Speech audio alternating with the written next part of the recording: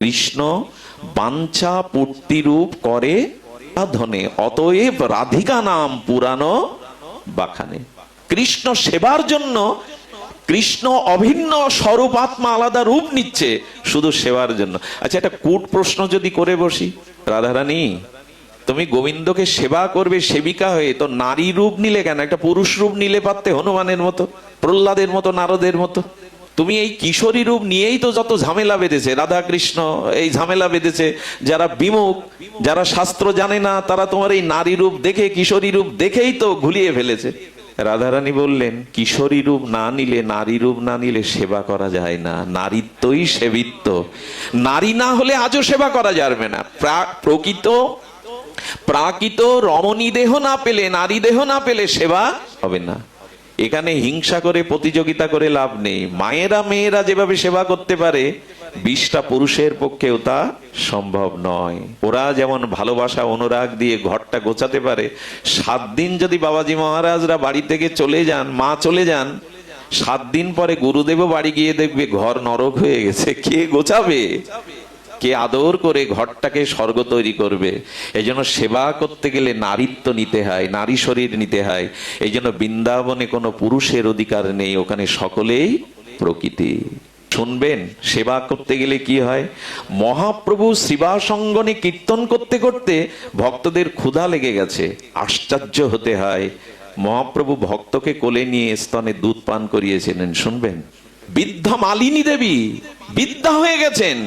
নিত্যানন্দ প্রভু মা মা বলে মালিনী দেবীর কোলে উঠে বলে ক্ষুধা লেগেছে, মাতৃস্তন থেকে দুগ্ধ খরিত হচ্ছে। হয় প্রকৃতি ছাড়া, নারী ছাড়া সেবা হয়? পুরুষের বুকে সিরিজ ফুটিয়ে সন্তানের মুখে পুরুষের বুক দিয়ে 1 ফোঁটা দুধ বের করুন তো, অত সোজা না। পুরুষের বুকেও তো রক্ত আছে, স্নেহ দ্বারা দুগ্ধে রূপান্তরিত হয় না। এই জন্য সেবা করতে গেলে রাধারানীর দাসিত্ব নিতে হবে। ভগবান তোমাকে চায় না, তোমার সেবা চাই। ভগবান তোমার স্বরূপে মুক্তি চায় না, তোমার সেবা চাই। এই জন্য সীতাজি কি করলেন?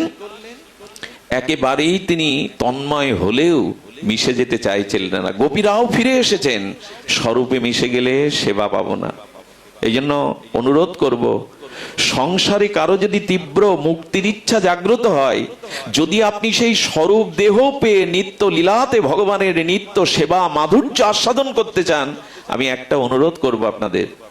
অনুরোধটা হলো, আসুন রিপু ইন্দ্রকে সংযত করে, সংযম করে ভগবত সেবার প্রাণটা, অভিলাষটা রেখে দেই।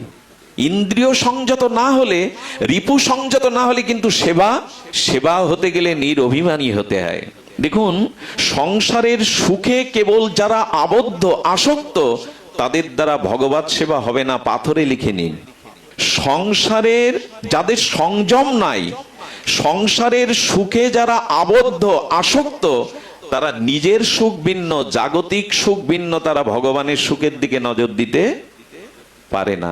একই সাথে দিন আর রাত হয় কি? একই সাথে রাত আর দিন হয় কি? একই সাথে আমার ভোগ বাসনা আর ভগবত বাসনা হবে কি? দিন আর রাতি একসাথে হয়েছে জগতে কখনো? তো যেখানে সংযত নাই, যেখানে ইন্দ্রিয় ভোগের লালসা আসক্তি আছে, সেখানে ভগবত সেবা হতে পারেই না, লিখে নিন। তবে এখন উপায় কি?